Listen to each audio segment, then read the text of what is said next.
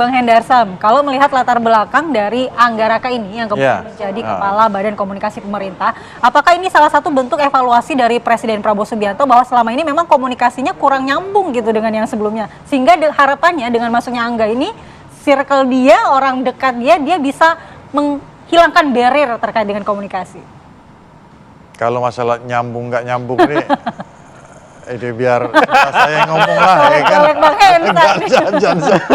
Nggak etis kalau saya ngomong gitu. Cuman maksud saya kan, saya nggak akan melihat ke belakang, tapi ngelihat bahwa dari saya pribadi timbul optimisme bahwa yang menarik itu kan sebenarnya gini ya. Kemarin itu kan kantor komunikasi presiden atau PCO ya kan, artinya dia memang mengkomunikasikan apa yang dikatakan oleh presiden kan gitu kan, pikiran-pikiran, gagasan presiden, habis itu program strategis nasionalnya, dan juga di situ juga di dalam perpresnya itu ada jubir-jubir presiden tuh sampai di gitu. Memang agak sedikit ini sih ya. Kemudian tentunya ini akan dibuatkan kepres baru ya dari Pak Presiden, memperluas peran daripada Badan Komunikasi Pemerintah. Nah ini kan ada hal yang berbeda antara pemerintah dengan presiden. Ya artinya komunikasinya akan lebih luas. Nah itu yang mungkin nyambung apa yang dikatakan oleh Bung Hensa tadi bahwa ketika ruhnya daripada PCO pada saat itu yang kemudian bertransformasi menjadi Badan Komunikasi Presiden ini kan diambil, dicomot dari Kedeputi 4 Komunikasi KSP, yang tugasnya memang untuk hal tersebut, mengkomunikasikan program-program pemerintah ya kan kepada publik dan juga ke internal, ke dalam kementerian-kementerian itu gitu loh kan. Nah ini sebenarnya yang tugas pokok yang ingin diperkuat dan diperlebar, karena kan Pak Prabowo pernah menyatakan bahwa ternyata kita kerja keras aja itu nggak cukup gitu ya. Politik tuh ternyata bicara tentang persepsi juga. Nah persepsi itu bukan dalam tanda kutip yang negatif ya kan, bukan pencitraan, bukan, tapi benar-benar menyampaikan, bisa mendeliver ini loh yang sudah kita kerjakan, ini loh yang sudah kita kerjakan, seperti itu. Nah kan balik lagi kalau kita bicara ke belakang, bagaimana media sosial contohnya ya kan, ini kan menjadi sesuatu PR bagi kita sendiri, bagaimana fenomena ceruk-ceruk media sosial ini tidak bertemu, ceruk yang tidak yang tidak suka dengan pemerintah ya kan, dan dia mempunyai ceruk sendiri. Dia nggak akan gaul dengan ceruk yang mungkin netral, silent majority, atau yang pendukung pemerintah, nggak akan gaul. Jadi dia akan mendapatkan informasi dari sini. Nah ini nggak ketemu. Nah sebenarnya saya tuh udah punya konsep ya, tapi nanti saya akan buat tulisan aja lah. Nanti satu orang satu akun bukan? Nanti bukan, kita ada tambahan lagi. Nanti saya akan ngomong, ya kan? Nanti kita buat tulis, kita bisa bahas masalah ini. Tapi maksud saya, ini kan menjadi kekuatannya saya lihat memang tidak berimbang gitu loh ya kan. Lebih tanda kutip ini berisik, tapi noise ini tidak bisa diredam oleh yang ini. Karena salah satu faktor tadi ceruknya berbeda, dan noise ini kurang bisa memang harus diredam ya? Bukannya freedom of speech juga? No, nggak gitu. Gini maksudnya ya. Nah ini saya spill aja ya. Kayak di Singapura kita ambil contoh. Mereka punya sebuah undang-undang, bukan satu orang satu akun saja ya kan. Tapi mereka punya undang-undang yang menyatakan bahwa kalau Anda menyebarkan berita yang tidak betul, hoax, Anda harus mengklarifikasinya. Anda harus klarifikasi. Kayak Bung Hensa buat ini salah gitu ya kan. Dia harus klarifikasi. Karena apa? Kalau yang mengklarifikasinya adalah pihak pemerintah, seperti itu, nggak nyambung, ini nggak denger yang masalah followersnya yang ini. Maka dia akan mengklarifikasinya sendiri. Oh, sorry, kemarin bukan hanya cuma di take down, kemarin saya salah. Saya minta maaf dan ini kita cabut. Artinya apa? Di situ ada satu, tidak menggunakan pendekatan hukum terlebih dahulu, ya kan? ada pendekatannya adalah pendekatan lebih sosiologis kan. Kedua, mendewasakan para pegiat-pegiat media sosial, baik yang influencer maupun kita-kita juga orang-orang biasa untuk melakukan hal tersebut. Jadi kita lebih sportif, kan kayak gitu. Dan ketiga, dampak efeknya langsung mendidik kepada para followersnya dan teman-temannya ini gitu loh. Iya kan? Ini kan enggak. Jadi kayak ambil contoh ijazah misalnya. Ya contoh kayak si Ferry Irwandi mama ya kan, ada Jeremy Pauline segala macam. Dia cuman ketika dia menyampaikan berita yang enggak betul, di take down aja sama dia. Habis itu didiem-diem. Ya kan gitu kan? Tapi kalau dia menyampaikan, sorry kemarin ya masalah ada satu orang influencer dibayar 180 juta. 150 Ternyata itu 150 itu nggak benar. Ya kan? Ada yang WA ke saya, tahu WA itu WA nggak jelas juga, ini segala macam. Saya sampaikan itu nggak benar, sorry segala macam. Tapi kan nggak ada klarifikasi. Nggak ada klarifikasi. Kalau itu diklarifikasi, itu akan meredam dan orang akan terdidik dengan itu. Cuman kalau enggak, dia juga merasa tidak terdewasakan, dia tidak sportif dengan hal tersebut, dia diam. Nah, belum lagi ini contoh nih, ada 3 orang yang hilang.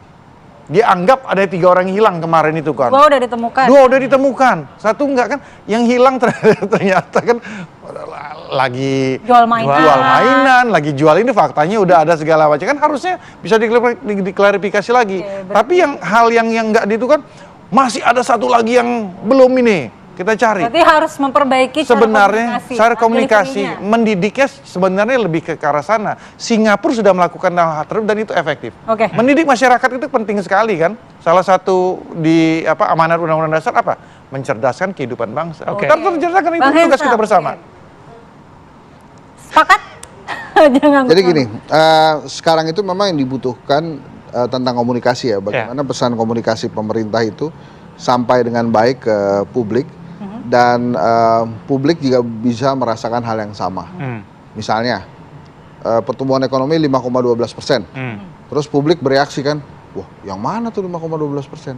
Nah itu kan ada hal-hal yang harusnya dijelaskan lanjutan. Misalnya ada variabel-variabel yang ditambahkan. Atau variabel-variabel yang sebelumnya tidak dihitung saat ini dimasukkan. Tapi balik ke kabinet ya, perombakan kabinet. Menurut saya yang sekarang ini makin lama makin bisa merepresentasikan keinginan Pak Prabowo mungkin. Menko Polkam yang kemarin dilantik kan kelihatannya seperti yang dibutuhkan oleh Presiden saat ini gitu, bahwa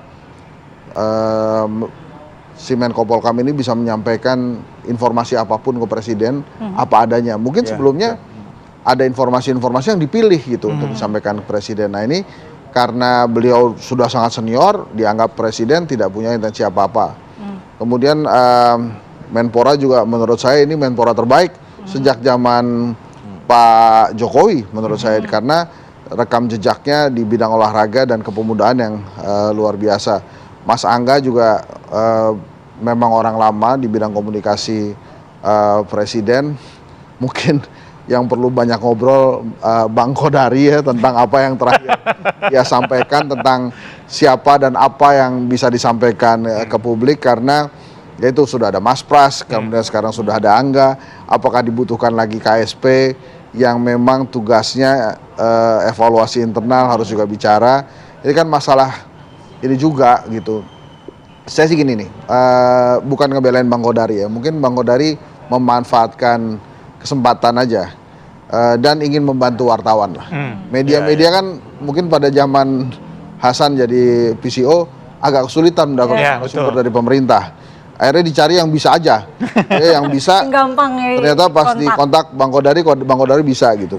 Itu juga mungkin merupakan pekerjaan rumah baru buat Mas Angga tuh untuk mempersiapkan juru bicara yang mumpuni buat perlu koordinasi nggak antara mereka dulu nih Bang, jangan sampai. Oh iya koordinasi kan diperlukan kan, misalnya kalau tier 1 itu Pras lah. Tapi kalau untuk di undang-undang ke media-media mungkin ada Kang Ujang ya, terus kemudian Philips gitu ya, dan lain-lain. Jadi silakan aja diatur-atur.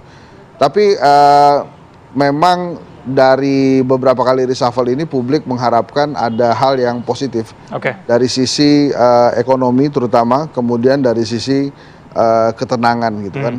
kalau kita bicara tentang kebebasan berpendapat, itu pasti akan sulit sekali dipenuhi karena yang namanya kebebasan setiap orang punya indikator yang berbeda-beda. Oke. Mungkin kebebasan menurut saya beda dengan kebebasan menurut Bang Hendarsam dan beda menurut TV One gitu. Tapi apa yang dilakukan oleh Pak Prabowo setidak-tidaknya dia mulai membentuk tim yang menurut dia bisa membawa cita-citanya dia memperbaiki Indonesia ini lebih baik lagi. Saya apresiasi kemarin ada wakil lembaga BGN itu ya masuk walaupun dipindahkan saja dari badan yang lain kemudian masuk ke BGN. So artinya Presiden melihat akan lebih banyak akan lebih serius lah mengurus tentang makan gratis. Kalau kita lihat ini kan respons dari masyarakat terhadap dan juga ditanggapi oleh Presiden begitu ya. Ini juga menandakan bahwa Presiden nggak main-main. Siapa saja yang kerja nggak benar bisa langsung diganti begitu. Kalau menurut penerawangan,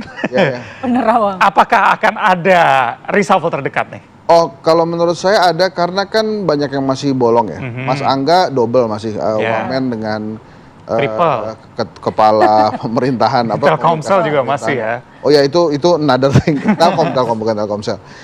Terus kemudian BUMN kan juga menjadi pertanyaan setelah Erik pindah ke Menpora, apakah kemudian nanti BUMN akan langsung dilebur menjadi Danantara gitu ya.